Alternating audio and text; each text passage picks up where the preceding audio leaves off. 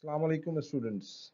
मेरा नाम आतिफ इकबाल है और मैं गवर्नमेंट प्रीमियर कॉलेज में as a lecturer of commerce posted हूँ। आज मैं आपसे बात करूँगा introduction to accounting and its basic concepts की। जैसे कि आप लोगों को पता है कि फ़िलहाल कोरोना की वजह से तमाम तालीमी इदारे और तालीमी सरगर्मियाँ मुअत्तल हैं। तो वो तमाम स्टूडेंट्स जो कि फ़र्स्ट ईयर में आना चाह रहे हैं और उनको कॉमर्स ऑप्ट करनी है, तो उनके लिए ये एक बड़ा बेहतरीन मौका है। ख़ास तौर से इस लेक्चर को मैंने कोशिश की है कि इस लेक्चर को प्रिपेयर करूं इस तरीके से कि आसान से आसान अल्फाज में, ताकि जिन स्टूडेंट्स ने ज़िंदगी में कभी अकाउंट्स नहीं भी पढ़ी तो वो भी इसको आसानी के साथ अडॉप्ट और एब्जॉर्ब कर सकें। तो आइए शुरू करते हैं अपना पहला lecture, accounting and its basic concepts. जैसे कि आपके सामने स्क्रीन पर अकाउंटिंग की डेफिनेशन आ रही है, लेकिन अकाउंटिंग की डेफिनेशन पढ़ने से पहले कुछ अकाउंटिंग के बारे में एक छोटी सी बात आपको बतानी ज़रूरी है, जो कि इसकी अहमियत आपके ऊपर आया कर देगी। अकाउंटिंग की एक बड़ी मशहूर किताब है, राइटर है, अकाउंटिंग बुक राइटर है मिग्स एंड मिग्स, और ये बड़ी मशहूर सीरीज़ है अकाउंटिंग की बुक्स की। और इसकी ख़ास बात यह है कि इस वक्त पाकिस्तान में जितने भी टॉप नॉच यूनिवर्सिटीज़ हैं उनके यहाँ अकाउंटिंग की ये बुक मिग्स एंड मिग्स की जो बुक सीरीज़ है, ये अकाउंटिंग के लिए एज अ टेक्स्ट बुक की हैसियत रखती है। मिग्स एंड मिग्स ने जब अपनी इस बुक को लिखा तो इस बुक का टाइटल रखा accounting the basis for business decisions. मतलब अकाउंटिंग द बेसिस, बुनियाद, किसकी बुनियाद? बिजनेस के फैसलों की बुनियाद। तो इससे आप अंदाज़ा लगा सकते हैं कि अकाउंटिंग का पढ़ना, उसको समझना, उसकी नो हाउ को जानना, उसकी इन डेप्थ नॉलेज रखना बिजनेस डिसीजंस लेने में कितने मददगार साबित हो सकता है। ये बात हम सभी जानते हैं जो बिजनेसमैन हैं, और आप जब पढ़ेंगे आपको इसका अंदाज़ा होगा कि जिसका जितने अकाउंटिंग की अंडरस्टैंडिंग अच्छी होती है वो उतना ही ज़्यादा अच्छे तरीके से बिजनेस डिसीजन कर ले सकता है। आइए अब शुरू करते हैं। लिखा हुआ है अकाउंटिंग की डेफिनेशन को ज़रा पढ़ें तो लिखा हुआ है इन सिंपल वर्ड्स, आसान तरीन अल्फाज में, accounting is the process of recording financial transactions. अभी इसको पर्टेनिंग टू अ बिजनेस, अभी सिर्फ इसको यहीं तक ही महदूद करते हैं। मतलब ये कि अगर हम इसका उर्दू तर्जुमा लें तो लिखा हुआ है अकाउंटिंग एक प्रोसेस है। अकाउंटिंग एक प्रोसेस है। किस चीज़ का प्रोसेस है? क्या रिकॉर्ड करने का? फाइनेंशियल ट्रांजैक्शंस को लिखने का एक प्रोसेस है, रिकॉर्ड करने का एक प्रोसेस है। और वो फाइनेंशियल ट्रांजैक्शंस किससे मुतालिक है? पर्टेनिंग का मतलब होता है मुतालिक। वो फाइनेंशियल ट्रांजैक्शंस किससे मुतालिक है? किसी भी एक बिजनेस से मुतालिक है। तो अब अगर हम इसके ताने बाने जोड़ कर इसकी डेफिनेशन को मुकम्मल सिंपल अल्फाज में देखें तो, जब समझने की कोशिश करें तो इसका सिंपल मतलब ये है, आसान सा मतलब, कि फाइनेंशियल किसी भी बिजनेस की फाइनेंशियल ट्रांजैक्शंस को रिकॉर्ड करने के तरीक़ेकार को, उसके सिलसिले को जो है, उसके प्रोसीजर, उसके प्रोसेस को अकाउंटिंग कहा जाता है। अब सवाल ये पैदा होता है कि यहाँ पे कुछ एक एक आध लफ्ज़ नए हैं जो कि अकाउंटिंग में बहुत आपको सुनने को मिलेंगे। ट्रांजैक्शन। ट्रांजैक्शन का मतलब क्या है? ट्रांजैक्शन का मतलब है लेन देन। लाजिम बात है, बिजनेस है, आप माल खरीदते हैं, माल बेचते हैं, बैंक से उधार लेते हैं, बैंक में पैसे जमा कराते हैं, लोगों को तनख्वाहें देते हैं, गवर्नमेंट को टैक्सेस पे करते हैं, वगैरह वगैरह। तो इसका मतलब ये हुआ कि ऐसी तमाम बिजनेस की ट्रांजैक्शंस, अब जरा गौर से सुनिएगा, ऐसी तमाम बिजनेस की ट्रांजैक्शंस जो फाइनेंशियल ट्रांजैक्शंस होगी। मिसाल के तौर पे आपने अगर 2000 बैग खरीदे तो बुक्स में 2000 बैग्स नहीं लिखेंगे, बुक्स में उन 2000 बैग्स की कीमत लिखेंगे कि वो 2000 बैग्स कितने रुपए के थे। पाकिस्तान में है तो रुपए, अमेरिका में है तो डॉलर, इंग्लैंड में है तो पाउंड स्टर्लिंग। तो इस हिसाब से आप उसकी कीमत लिखेंगे। अगर वो 2000 बैग 10,000 रुपए के हैं तो आप 2,000 बैग नहीं लिखेंगे, आप लिखेंगे ₹10,000। तो अब इसको हमारी यह समझ में क्या आया कि किसी भी बिजनेस की मालियाती फाइनेंशियल लेन देन, मालियाती लेन देन का रिकॉर्ड रखने को हम क्या कहते हैं, अकाउंटिंग कहते हैं। अब इस अकाउंटिंग का जो प्रोसेस अगर आप देखें तो उसके अंदर इस process, the accounting process includes summarizing, analyzing and reporting the transaction. अब इस अकाउंटिंग प्रोसेस में क्या क्या शामिल है, जो भी डेटा है, फाइनेंशियल डेटा है, उसको समराइज करना, उसको एनालाइज, उसका तजिया करना और इसको रिपोर्ट करना, इसको उसके फाइनल जो उसका रिजल्ट है वहाँ बनाने तक लेकर जाना, ये इस पूरे प्रोसेस को हम क्या कहते हैं, अकाउंटिंग। अकाउंटिंग के इस प्रोसेस को मैं इस मज़ीद आगे जाने से पहले मैं इस बात को आपको क्लियर कर दूं, अकाउंटिंग का प्रोसेस कोई एक दिन का नहीं होता। मिसाल के तौर पे आपने अगर कोई भी आप एक मैन्युफैक्चरिंग यूनिट में जाएं, किसी भी कंपनी में जाएं, तो वहाँ अगर कोई गाड़ी बन रही है तो वो गाड़ी जो है वो 2-3 दिन में मुकम्मल होकर तैयार हो जाएगी। 5 दिन लगेंगे, 6 दिन लगेंगे, 1 हफ्ता लगेगा, 1 हफ्ते में तैयार होकर वो मतलब बाहर गोडाउन में आ जाएगी, या आप इसको कहेंगे शोरूम में आ जाएगी। लेकिन अकाउंटिंग का प्रोसेस आमतौर से बल्कि यकीनन अकाउंटिंग का पूरा साल होता है, और साल का मतलब होता है 12 महीने। अकाउंटिंग का पूरा प्रोसेस 12 महीनों पर मुहित होता है। तो ये जो भी प्रोसेस है, जो भी काम आप कर रहे हैं, ये जिसमें के समराइजिंग, एनालाइजिंग और रिपोर्टिंग शामिल है, तो ये पूरा किसके ऊपर जाएगा, पूरे 12 महीनों के ऊपर ये पूरा मुहित होगा। अब जरा आगे देखते हैं, आगे क्या कहता है ना, the functions of accounting, accounting के फंक्शंस। अगर आपने पीछे वाली डेफिनेशन देखी हो तो उसमें लिखा हुआ था रिकॉर्डिंग, और उसके बाद फिर समराइजिंग, और फिर उसके बाद analyzing and then going to the final results. तो यहाँ उन्हीं की बात कर रहा है, recording of financial transaction. Financial transactions मतलब मालियाती लेन देन को रिकॉर्ड करना, उनकी क्लासिफिकेशन करना, उनको समराइज करना और उनका नेट रिजल्ट बनाना। नेट रिजल्ट का मतलब यह है कि जब आप बैलेंस शीट, इनकम स्टेटमेंट वगैरह जब आप साल के आखिर में बनाना सीखेंगे तो फिर आपको समझ में आएगी कि अच्छा ऐसे नेट रिजल्ट्स बनाए जाते हैं।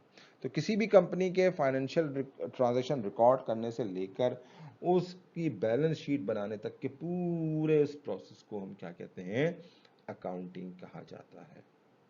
ठीक है, राइट ना। और next slide, elements of accounting. Accounting के एलिमेंट्स क्या क्या हैं, यहां पर आपको ऐसा नहीं लग रहा इस तस्वीर को देखते हुए कि बीच में एक प्लैनेट है, उस प्लैनेट का नाम अकाउंटिंग है, और उसके 5 मून्स हैं, there are 5 moons of a single planet. Accounting एक प्लैनेट है और उसके 5 मून्स हैं, या अकाउंटिंग न्यूक्लियस में है और 5 इलेक्ट्रॉन्स जो हैं वो उस न्यूक्लियस के गिर्द घूम रहे हैं। जो साइंस पढ़ कर आए होंगे, जिनको साइंस का थोड़ा सा शौक होगा, केमिस्ट्री का, तो उनको ये कुछ इस तरह लग रहा होगा, और जिनको थोड़ा सा ऐसे ही ज़रा शौक होगा तो उनका जो है वो यहाँ पर इस तरह लग रहा होगा कि एक प्लैनेट है और उस प्लैनेट के 5 मून्स हैं। तो यहाँ भी आप इस बात को अच्छे तरीके से समझ लीजिए कि अकाउंटिंग जो है वो इन पांचों के अंदर ही है।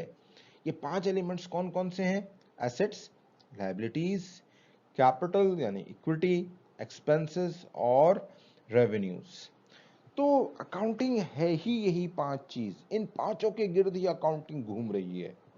ठीक है, उसमें एसेट्स हैं, एसेट्स को उर्दू में हम असासे कहते हैं, अकाउंट लायबिलिटीज को हम वाजिबात कहते हैं, उधार, कैपिटल को सरमाया, एक्सपेंसेस को अखराजात, और रेवेन्यूज को जो है वो आमदनी कहते हैं।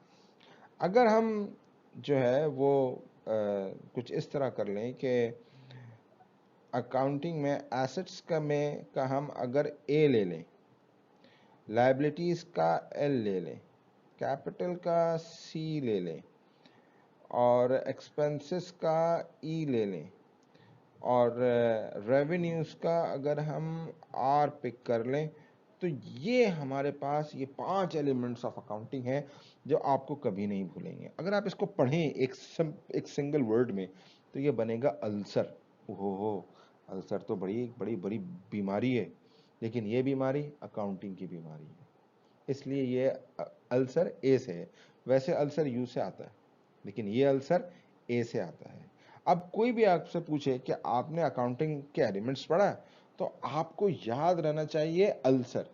ए for asset, L for liability, C capital, E expense and R revenues. तो जनाब ये हैं 5 एलिमेंट्स अकाउंटिंग के। आगे हम इन पांचों को कोशिश करेंगे कि थोड़ा थोड़ा इनको डिफाइन करें। मैंने यहाँ कोशिश की है कि बहुत सिंपल वर्ड्स के अंदर आप लोगों से उसको इंटरेक्शन करूं, क्योंकि टीचर स्टूडेंट रिलेशन या कांटेक्ट यहाँ पर अवेलेबल नहीं है। तो जनाब एसेट्स के लिए हम बात करेंगे। एसेट्स कहलाता है असासे। एसेट्स को उर्दू में हम कहते हैं असासे। अगर आपको ये नज़र आ रहा है तो ये हो गए उर्दू में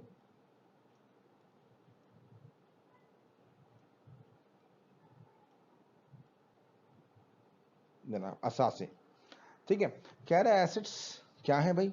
assets are the economic resources and asset is resource with economic value. Economic value का मतलब कोई ना कोई उसकी कीमत होनी चाहिए, कोई ना कोई उसकी इफादियत होनी चाहिए, तभी वो एसेट कहलाता है। ठीक है ना? An asset is a resource with economic value, कोई ना कोई उसकी फाइनेंशियल इफादियत होनी चाहिए, आप उससे कोई काम कर सकें। An asset is a resource with economic value that an individual, कोई एक आदमी या कोई कॉरपोरेशन या एक मुल्क उसको ओन भी कर सके और उसको क्या कर सके, कंट्रोल भी कर सके, उसको ओन और कंट्रोल कर सके। ठीक है, उसकी एक कोई ना कोई इकोनॉमिक वैल्यू होनी चाहिए। ठीक है, कंट्रोल कर सके, और इस एक्सपेक्टेशन पर, इस उम्मीद पर कि वो एसेट उसको मुस्तकबिल में फायदा पहुंचाएगा। ठीक है, ये आसान से अल्फाज में आपको ये इसकी एक डेफिनेशन आपको बताई कि भाई एक एसेट जो है वो एक ऐसा कोई असासा हो जिसकी कोई ना कोई अफादियत हो, कोई मालियाती वैल्यू हो। ठीक है, जो आप ओन करते हैं, जो जिसके आप मालिक हो, जिसका कोई बिजनेस मालिक हो। ठीक है, और उसको कंट्रोल करना जानता हो, और इस एक्सपेक्टेशन पर वो उसको ऑपरेट करे, उसको कंट्रोल करे कि हाँ भाई ये हमें मुस्तकबिल में कोई ना कोई फ्यूचर बेनिफिट, कोई फ़ायदा पहुंचाएगा। मिसाल के तौर पे आपके पास कुछ पैसे हैं और आप उन पैसों से एक दुकान खरीद लेते हैं। अब वो दुकान आपके लिए क्या है? दुकान आपके लिए एसेट है, और आप उस दुकान के मालिक हैं, आप उसको ओन कर रहे हैं। और कंट्रोल का मतलब है आपकी मर्जी है कि आप या तो उसमें खुद काम करें, अपना बिजनेस करें, या वो दुकान किसी को किराए पे दे दें, ये आपकी मर्जी है। और अगर आप किसको किराए पे दे देते हैं तो आपको उस दुकान से क्या मिलता रहेगा? किराया मिलता रहेगा। आपको मुस्तकबिल में उसका क्या मिलेगा? फायदा भी मिलता रहेगा। और अगर उस दुकान में आप बैठ के खुद भी अगर आपका बिजनेस कर रहे हैं तो भी आप उस दुकान से फायदा तो उठा ही रहे हैं। अब समझ में आया व्हाट इज एन एसेट? ठीक है, assets are reported on a company, next para में पढ़ते हैं। Assets are reported on a company's balance sheet and are bought to और created to increase a firm's value और बेनिफिट द फर्म्स ऑपरेशन। ठीक है, asset जो है वो कंपनी की बैलेंस शीट में लिखे जाते हैं, और आपने वो एसेट इसलिए खरीदा ना, दुकान आपने क्यों खरीदी? दुकान इसलिए खरीदी कि आपकी वैल्यू, आपके असास से आपकी मालियत बढ़ जाए, और आप जो कमा रहे हैं उसके अंदर इजाफा हो जाए कि हाँ भाई उस दुकान से जो किराया आ रहा है वो उससे मेरी आमदनी में क्या हो रहा है? इजाफा हो रहा है, बेनिफिट मिल रहा है। ठीक है, नेक्स्ट पहले पढ़ें। An asset can be thought of as something that in the future can generate cash flows, reduce expenses और improve sales, regardless of whether it's manufacturing equipment or it's a manufacturing equipment or a patent। तो वो जो भी asset, जो भी आपने दुकान खरीदी, ठीक है, उससे आपकी वैल्यू में इजाफा हो रहा है, उससे आपकी आमदनी में इजाफा हो रहा है, आपके पास जो है वो कैश फ्लो बढ़ रहा है। कैश फ्लो क्या हो रहा है? बढ़ रहा है, आपके पास आ रहा है कैश, मजीद कैश आ रहा है। ठीक है, राइट। नेक्स्ट, एसेट्स समझ लिया आप लोगों ने। नेक्स्ट, दो किस्म के एसेट्स हैं जिसकी डिफरेंसेस तो हैं, लेकिन आपके से यहाँ पे जो है वो कम से कम अल्फाज में और मैक्सिमम जिसका आउटपुट हो वो बात की जाएगी। करंट एसेट के मुतालिक क्या रहा है? Current assets are short term economic resources. Short term assets हैं जो कि एक साल के अंदर अंदर कैश में कन्वर्ट हो जाए, मतलब एक साल के अंदर अंदर आप उसको इस्तेमाल कर लें। फिक्स एसेट्स क्या है जनाब? फिक्स एसेट्स वो एसेट्स होते हैं जो कि आप लॉन्ग टर्म यूज़ के लिए लेते हैं, जैसे कि इक्विपमेंट्स हैं, प्लांट है, बिल्डिंग्स हैं, व्हीकल्स हैं, गाड़ियां हैं। आप अपना घर, मिसाल के तौर पे आपने घर लिया, अब घर आपने इसलिए तो नहीं लिया ना कि साल भर के अंदर अंदर आप उसको इस्तेमाल करके कहेंगे 10 महीने बाद नहीं यार अब मुझे दूसरा घर चाहिए। आप जो भी घर लेंगे आप कोशिश करेंगे कि भाई ऐसा घर हो या मैं ऐसा घर बनाऊं जिसमें कि मैं 8-10 साल 20 साल 15 साल जो है मैं उसके अंदर आराम से रह सकूं। या आप गाड़ी लेंगे तो गाड़ी में आप ये तो नहीं कहेंगे कि जनाब कि मैं उसको 2 महीने बाद गाड़ी बदल दूंगा, मैं दूसरी गाड़ी ले लूँगा, ऐसा नहीं होगा। आप एक प्लांट लगाएंगे, एक बिल्डिंग बनाएंगे तो बिल्डिंग को आपके साल भर के अंदर अंदर तो आप उसको इस्तेमाल नहीं कर लेंगे। आप चाहेंगे कि ये बिल्डिंग जो है वो कई दिहाइयों तक काम करे, 20 साल 30 साल 40 साल तक ये बिल्डिंग जो है ना ये काम करे। तो फिक्स एसेट्स वो होते हैं जो कि लॉन्ग टर्म एसेट्स होते हैं, जो साल भर से ऊपर जिनकी। ये कुछ एग्जांपल्स हैं, इन एग्जांपल्स को देख लीजिए कि ये कुछ करंट एसेट्स की एग्जांपल्स हैं और कुछ फिक्स एसेट्स की एग्जांपल्स हैं। जैसे cash and cash equivalents are current assets, account receivable, prepaid expenses, raw materials, inventory, short term investments. और लॉन्ग टर्म में लैंड है, बिल्डिंग है, आप देखें फैक्ट्रीज हैं, फर्नीचर है, इक्विपमेंट है, व्हीकल्स हैं, व्हीकल नहीं है इसके अंदर, कार, मोटरसाइकिल, ट्रक्स, ठीक है, एरोप्लेन्स, हेलीकॉप्टर्स, ये सब जो है ये। अब मिसाल के तौर पे जो पी आई ए है या लुफ्थांसा है, एमिरेट्स है, KLM है, ब्रिटिश एयरवेज है, कतर एयरवेज है, उनके लिए जो जहाज है, एयरप्लेन है, वो उनके फिक्स एसेट्स हैं। जो एयरपोर्ट्स हैं वो फिक्स एसेट्स हैं। तो ये इस हिसाब से जो है वो जनाब ये थोड़ी एग्जांपल्स हैं करंट एसेट्स और फिक्स एसेट्स की। नेक्स्ट आ जाए liabilities.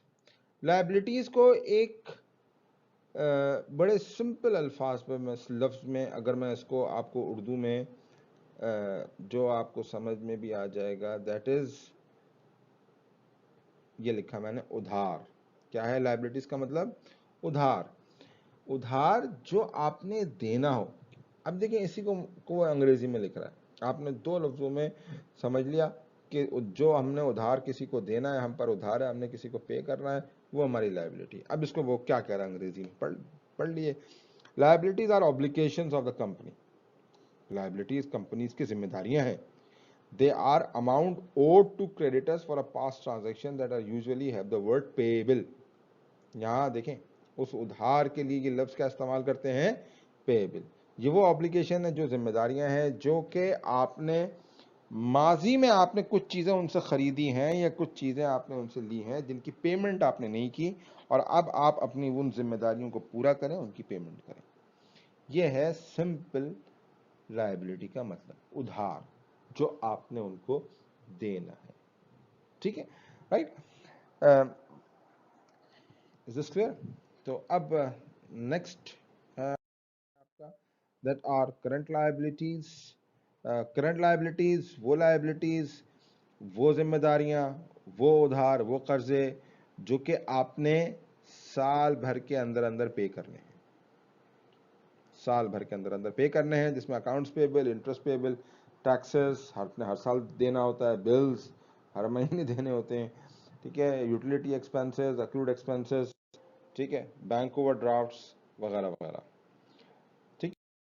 Non current liabilities. Non current liabilities वो लायबिलिटीज, वो ऑब्लिगेशन जो कि आपने एक साल से ऊपर देने हैं, over over over over over a years time, एक साल से ऊपर आपका वो जो है वो आपका जाएगा। ठीक है, List of non-current liabilities: bonds payable, long-term notes, deferred tax liabilities and mortgages payable. अब आ जाएं आप कैपिटल। कैपिटल को हम उर्दू में इसका आसान सा तर्जुमा कर देंगे, आपको सब समझ में आ जाएगा असल मसला क्या है। कैपिटल का मतलब है आपका सरमाया। कैपिटल का मतलब क्या है आपका सरमाया। ये मैंने यहाँ पे सरमाया आपको समझाने लिख दिया। This is simple meanings of capital. ठीक है। It refers to funds. Fund माने पैसा। Fund raise to support a particular business. एक पैसा आपने लगाया, किस लिए लगाया? एक बिजनेस को सपोर्ट करने के लिए, उसको स्टार्ट करने के लिए। Capital can also represent the accumulated wealth of a business represented by its assets less liabilities। मिसाल के तौर पे mister Ali started his business with cash rupees 60,000। Mister Ali के पास 60,000 रुपये थे। उन्होंने कहा कि भाई आजकल नौकरी वोकरी तो मिल नहीं रही, मैं अपना छोटा सा एक बिजनेस स्टार्ट करता हूँ। उन्होंने वो 60,000 रुपये से एक बिजनेस स्टार्ट किया। अब एक नया बिजनेस स्टार्ट हुआ, उसमें कितना पैसा लगा उसको स्टार्ट करने के लिए, वो चीज क्या कहलाएगी? आपकी कैपिटल। देखिए लिखा हुआ है हेयर कैपिटल वैल्यूड 60,000। कैपिटल की वैल्यू क्या है? 60,000, 60,000। क्यों? As it is the amount, क्योंकि ये वो पैसा है, ये वो अमाउंट है जो क्या किया गया? इन्वेस्ट किया गया। किस लिए? टू स्टार्ट या सपोर्ट अ बिजनेस। ठीक है जनाब, ये तो ये कैपिटल की एक सिंपल सी डेफिनेशन हो गई। अब आ जाए आप expenses in accounting. The expense, expense क्या होता है अब बता रहा है। द एक्सपेंस, एक्सपेंस क्या होता है? इज द मनी स्पेंड, पैसा खर्च किया गया। The cost in effort to generate revenues. Expense वो पैसा जो हम खर्च करें, किसके लिए? अपनी आमदनी को, अपनी प्रॉफिट्स को बढ़ाने के लिए। अब आप कहें ये क्या बात हुई? मिसाल के तौर पे कंपनीज एडवर्टाइजमेंट क्यों करती हैं? ताकि उनकी सेल बढ़े, उनका रेवेन्यू बढ़े, उनका प्रॉफिट बढ़े। एडवर्टाइजमेंट एक कंपनी का एक्सपेंस है। वो लाखों रुपए देती है, टीवी पर इश्तेहार चलवाती है, अखबार में ऐड देती है, रेडियो पर ऐड आते हैं। तो ये वो खर्चा करती है। किस लिए खर्चा करती है? ताकि उसका जो है वो रेवेन्यू बढ़े। ठीक है, राइट। तो अब नीचे कुछ एग्जांपल्स पढ़ते हैं एक्सपेंसेस की। The expenses, the examples of the operating expenses are legal fees, rent, depreciation, equipment, salary, supplies वगैरह वगैरह वगैरह वगैरह, बहुत सारी। एक खास बात मैं आप लोगों को बताऊं यहाँ एक्सपेंस से मुतालिक। अगर आप एसेट खरीद लेते हैं लेकिन आप एसेट को इस्तेमाल नहीं कर पाते, तो वो एसेट आपके किसी काम का नहीं होता। एसेट आपके असासे है ना, अगर आप उसको सही तरीके से इस्तेमाल नहीं कर पाए तो वो एसेट आपके किसी भी काम का नहीं है। मिसाल के तौर पे आपने अपने घर के लिए, अपने अपने कमरे के लिए एक अदद एसी परचेज किया, लेकिन आपके घर आप बिजली का बिल नहीं देंगे। बिजली का बिल क्या है? इलेक्ट्रिसिटी एक्सपेंस है ना। अगर आप बिजली का बिल नहीं देंगे तो क्या, अगर वो बिजली काट के चला गया तो क्या आप उस एसी से फायदा हासिल कर सकते हैं? आपने 20 लाख रुपए की गाड़ी खरीद ली और आपकी उसमें, वो तो आपने एसेट डेवलप कर लिया अपना 20 लाख रुपए से। एक गाड़ी आपने नए नए मॉडल की, नए ब्रांड की, मतलब आपने गाड़ी खरीद ली बेहतरीन सी। अब उस पे आप एक्सपेंस नहीं कर रहे, उस पर उसका एक्सपेंस क्या है? उसमें आप फ्यूल डलवाएं, वो एक्सपेंस है। पेट्रोल डलवाएं। बगैर पेट्रोल की गाड़ी चलेगी? बगैर पेट्रोल की गाड़ी नहीं चलेगी। पीआईए ने जहाज खरीद लिया, एमिरेट्स ने जहाज खरीद लिए, इतिहाद एयरवेज ने जहाज खरीद लिए, लेकिन अगर वो उस पर एक्सपेंस नहीं करेंगे, अगर वो पायलट्स को सैलरीज नहीं देंगे, तो क्या जहाज उड़ेंगे? क्या मुसाफिर उन जहाज़ों में सफ़र करेंगे? ऐसा हरगिज़ नहीं होगा। तो एसेट्स के ऊपर को जब यूटिलाइज करने के लिए हम खर्चे करते हैं, जो चीज़ हम उस पर स्पेंड करते हैं एसेट के ऊपर, ताकि वो यूटिलाइज हो और हमें बेनिफिट दे के जाए, उस पैसे को हम क्या कहते हैं? एक्सपेंसेस। तो अब आखिरी आ गया एलिमेंट्स ऑफ अकाउंटिंग का, रेवेन्यू। आमतौर से रेवेन्यू को डिस्कस करने से पहले एक छोटी सी बात सुन लें। आमतौर से दो किस्म के बिजनेसेस होते हैं जो बड़े, अभी फिलहाल बिल्कुल आप बिगिनर में हैं तो आपसे जितनी बात, इतनी ही छोटी सी बात करेंगे। दो किस्म के बिजनेस होते हैं, एक होता है ट्रेडिंग बिजनेस, लेन देन का बिजनेस। जैसे किराना स्टोर, मोहल्ले में, हर मोहल्ले में है किराना स्टोर। आटा, दाल, चावल, चीनी, घी, पत्ती, ये सब आप उनको पैसे देते हैं और उनसे वो माल खरीदते हैं। पैसे दिए, माल खरीदा, इसको कहते हैं ट्रेडिंग। एक होता है आपका सर्विस इंडस्ट्री, सर्विस बिजनेस। मिसाल के तौर पे स्कूल्स, स्कूल्स तो आपको कुछ भी नहीं बेचते। कॉलेजेस, कॉलेजेस तो आपको कुछ भी नहीं बेचते। हॉस्पिटल्स, हॉस्पिटल्स तो आपको कुछ भी नहीं बेचते। ये आपको अपनी सर्विस प्रोवाइड करते हैं, ये कुछ बेचते नहीं है। डॉक्टर, आप डॉक्टर को दिखाते हैं, डॉक्टर की फीस होती है 300, 400, 500, 1000, 100, 200, जो भी है वो डॉक्टर की फीस है। डॉक्टर आपको क्या बेच रहा है? कुछ चीज़ बेच रहा है। आप डॉक्टर के पास जाते हैं तो क्या वो डॉक्टर आपको क्या, मतलब क्या बेच रहा होता है? ठीक है, अगर आप किसी से ट्यूशन पढ़ रहे हैं तो जो आपका ट्यूटर है, जो आपको पढ़ाने आ रहा है, वो आपको क्या बेच रहा है? वो तो अपनी सर्विस प्रोवाइड कर रहा है, और महीने के आखिर में आप उससे सर्विस हासिल करने के खर्च करते हैं। आपने उसको 2000 रुपये दिए, ये आपका खर्चा हुआ, लेकिन उस ट्यूटर के लिए क्या हुई? उस ट्यूटर की ये आमदनी हुई। तो बिल्कुल इसी तरह अब इसको जरा पढ़ें रेवेन्यू को। Revenue is the amount of a company, sorry, revenue is the amount a company receives. देखिए, एक्सपेंस पे किया जाता है और रेवेन्यू रिसीव किया जाता है, ये कॉमन सेंस की बात है। इसके अंदर कोई रॉकेट साइंस नहीं है। हमें समझनी है कि जब भी हम एक्सपेंस करेंगे, खर्च करेंगे, खर्च में हमेशा पैसा जाएगा, और जब भी हमारी आमदनी होगी उसमें हमेशा पैसा आएगा। तो revenue is the amount a company receives from selling goods और providing services to its customer and clients. A company's revenue, which is reported on the first line of its income statement, is often described as sales or service revenues. ठीक है? Hence, revenue is the amount earned from customers and clients before subtracting the company's expense. ठीक है? Now the accounting equation. Accounting equation. Before ending this lecture, I would like to discuss one or two more things. That is one of it is accounting equation. Accounting equation is liabilities plus capital. Liabilities अभी आपने थोड़ी देर पहले समझा. Liabilities plus capital is equals to assets.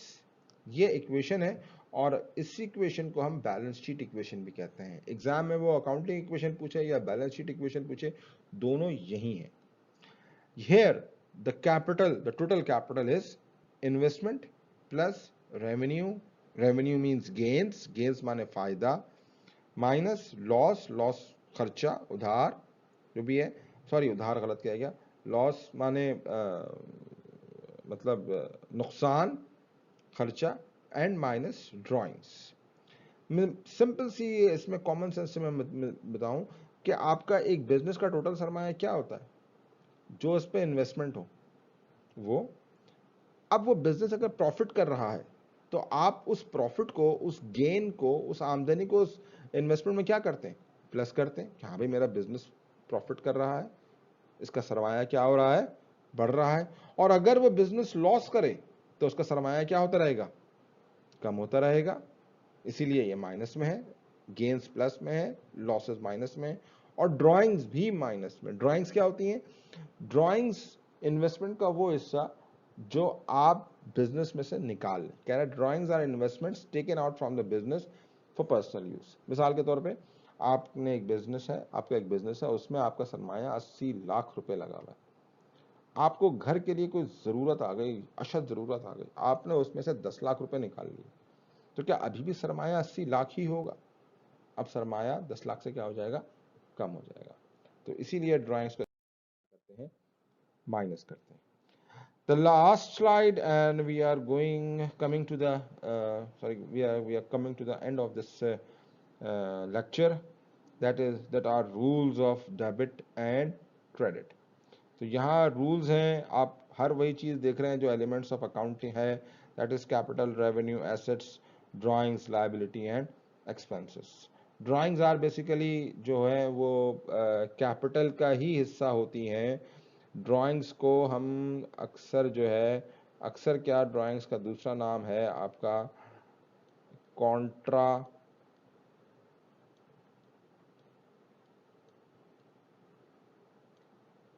Contra drawings जो हैं वो Contra capital भी कहलाती हैं,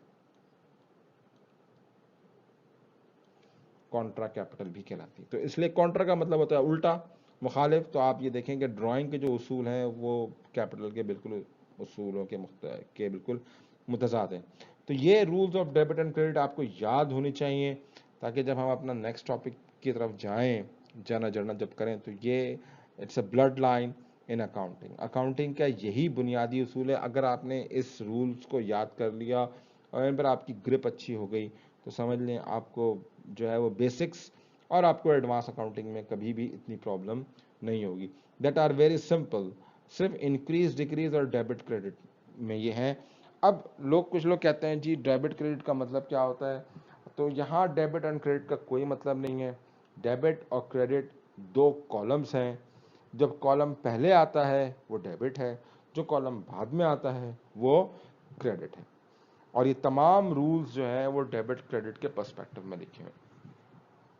फॉर एग्जाम्पल कैपिटल अगर बढ़ेगा तो क्रेडिट में जाएगा, क्रेडिट कॉलम में लिखा जाएगा। कैपिटल कम होगा तो डेबिट कॉलम में लिखा जाएगा। रेवेन्यू बढ़ेगा तो क्रेडिट कॉलम में, रेवेन्यू कम होगा तो डेबिट कॉलम में। एसेट बढ़ेगा तो डेबिट कॉलम में और कम होगा तो क्रेडिट कॉलम में। तो ये था स्टूडेंट्स हमारा आज का पहला आज का लेक्चर, जो कि अकाउंटिंग के बुनियादी कंसेप्ट्स के ऊपर मुहित था। उम्मीद है कि आपको समझ आया होगा। अगर कुछ इसमें आपको सवाल पूछने हो तो नीचे कमेंट सेक्शन में आप लिखिएगा। मेरी कोशिश होगी कि मैं इन सवालात का जो है वो प्रॉम्प्ट रिस्पांस जो है वो दे सकूं। अपना बहुत ख्याल रखिएगा। Stay safe, stay at home. अस्सलाम वालेकुम वरहमतुल्लाहि वबरकातुहू।